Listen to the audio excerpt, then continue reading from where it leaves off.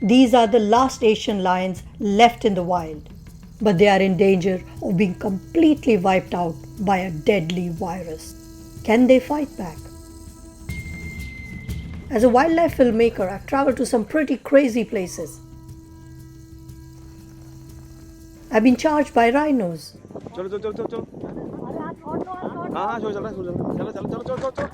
surrounded by a herd of elephants, walked the mangroves with man-eating tigers,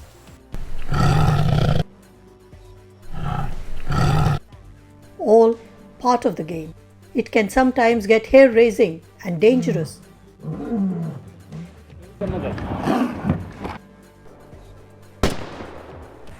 But never boring. God, I can feel them crawling all over me. So if you're looking for some fun-filled adventure, oh my God, and a visit to some of the most exotic and exciting places in the world, then join me on my wild adventure. Okay, I'm ready. Open the cage. Roll camera. Action.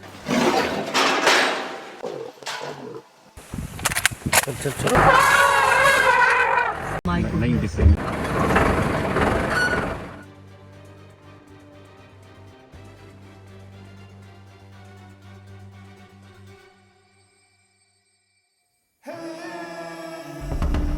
Think of lions and you think of Africa.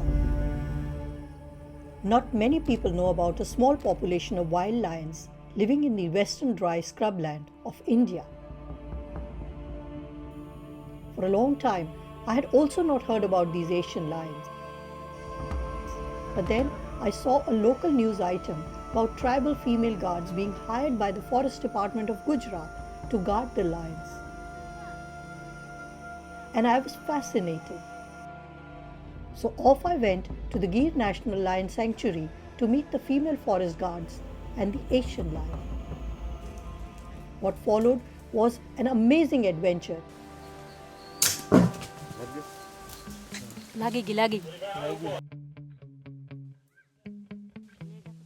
And a lifelong friendship with these trailblazing women and the lions. My television series, The Lion Queens, became a cult series watched around the world, airing on some of the top television networks. And the female foresters like Rasila became household names. For the very first time, viewers saw this courageous young woman risking her life daily to conserve the last of the Asian lions. We filmed some amazing sequences with her. In order to rescue a trapped leopard, she decided to get inside a small cage, which was then lowered down the well. There she tranquilized the leopard and helped the rescuers bring it back up.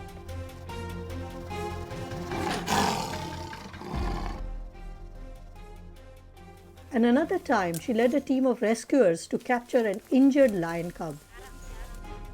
The cub was then treated at the hospital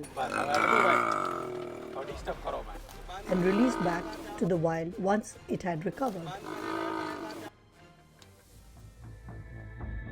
But the most incredible rescue was the capture of a lioness in the middle of the night to treat her injured paw so she could continue to hunt and feed her babies. Have you ever wondered how do they capture the lions other than tranquilizing them? Which is not always advisable and comes with some risks. Well, I found out. They use a huge ring cage where entire lion families can be captured and isolated. So the rangers assemble all the panels, leaving a small gap where a trap door is fitted. This door is operated manually using a pulley. The rope is held up by a ranger hiding somewhere nearby in a vantage position. Obviously, a bait is required to lure the lions into the cage. And once they are in, the trap door is locked shut. Smart idea. especially if you need to capture a lioness together with her cubs. And then they coax the required lion or lioness into a squeeze cage where they can be treated. This cage allows the lions to be held tightly in a small space, hence the name squeeze cage. Once the treatment is over, the entire family is reunited. Following the pursuits of Rasila and her band of female foresters, I experienced many such exciting adventures. It was the start of a lifelong friendship with Rasila and the lions. Since then, I have been to Gir on many occasions to follow their stories with some degree of pride. Thanks to the efforts of the foresters and the conservationists involved in the project, the Asian lions have flourished in the park and their numbers have grown steadily.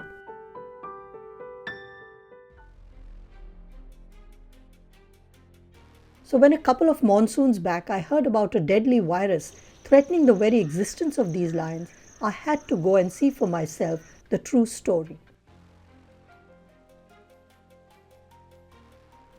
The park is closed to public during the monsoon season since the mud tracks get inundated and are impossible to cross. But if I had to do the story while the lions were still under danger, I needed to film during the monsoon.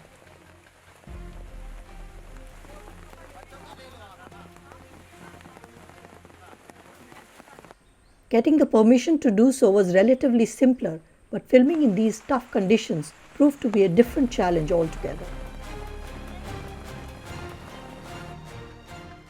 We followed the rangers as they tracked miles through the muddy, slushy forests to locate the affected lions and check them for the deadly virus. It was hard work and dangerous. Heavy downpours most days made filming really difficult. One morning, the rangers got the information that one of the lionesses in the pride seemed sick and was seen limping. She was part of a relatively large pride, and they needed to make sure she had not contracted the virus, else the entire pride would be in danger. So the next morning, a team of foresters and vets set off to track the pride.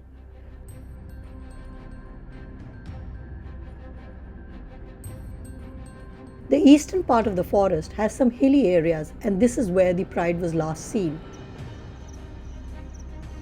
We tracked almost the entire day, but had no luck.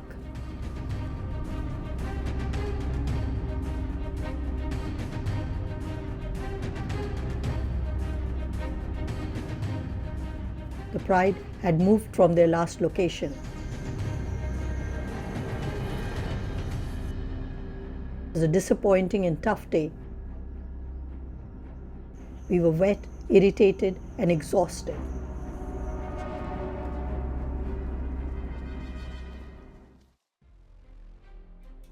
But the rangers were not about to give up. The next morning, they set off again in another direction to try and locate the lions. Finally, around midday, they managed to locate the injured lioness and her pride.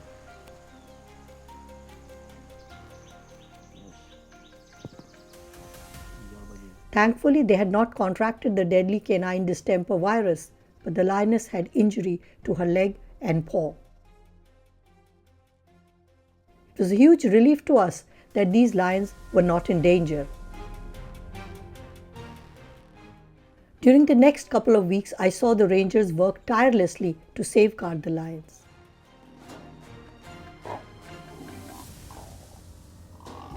Unfortunately, some of the prides that had contracted the deadly virus could not be saved.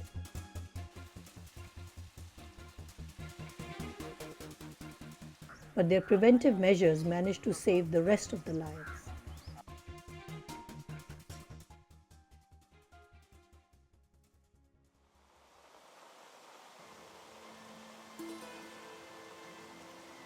As the monsoon hit the park in its full fury, our movement became a bit restricted. we were cut off from many parts of the park and had to confine ourselves to a small area around the base camp. Gir is perhaps the only park with a dedicated hospital for the lions.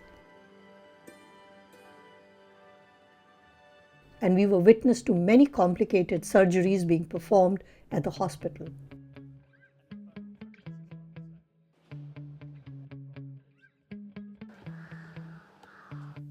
But the most amazing incident was when the rangers discovered two leopard cubs abandoned in the forest. Dr. Solanki, the park's senior vet, knew that unless the cubs could be reunited with their mother in the wild, they faced a bleak future, having to live out the rest of their life in a zoo.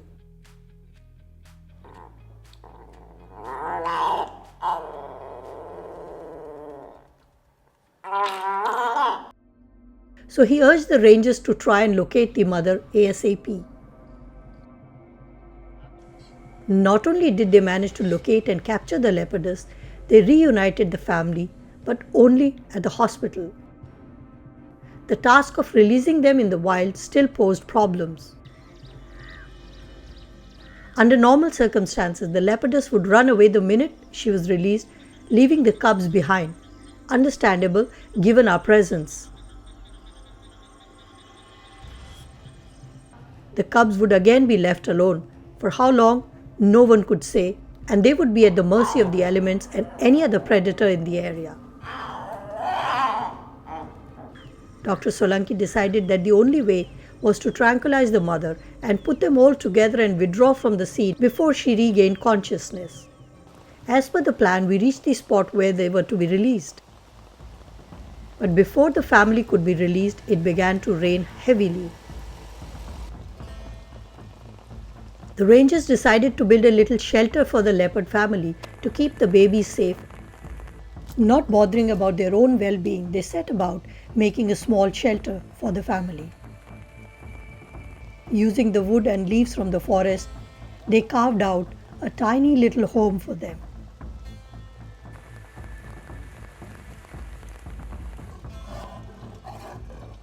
The sedated mother was brought out and placed in the shelter. Next, it was the turn of the babies.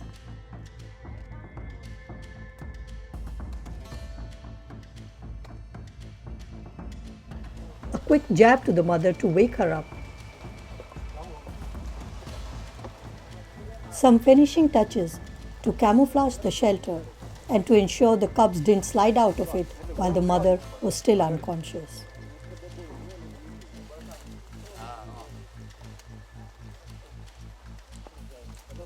And then we quickly withdrew from the area. This was one of the most inspiring instances of the dedication of these wonderful men and women towards conserving wildlife. Hats off to them.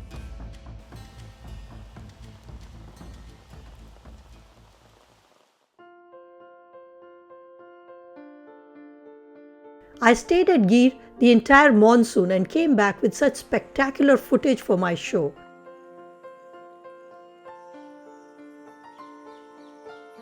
No one had ever filmed these dry scrub forests in the monsoon ever before.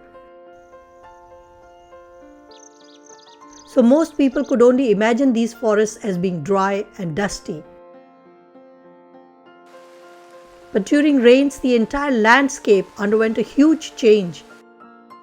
It was lush green and so beautiful. Another of my wild adventures was coming to an end. But I was leaving with such wonderful memories of the brave men and women foresters giving their all to keep the last Asian lions safe.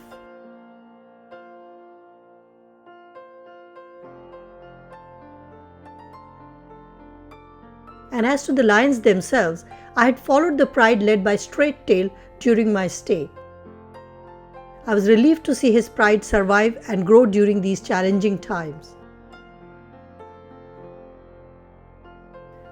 I cannot wait to go back there soon enough to see how he and his family are doing.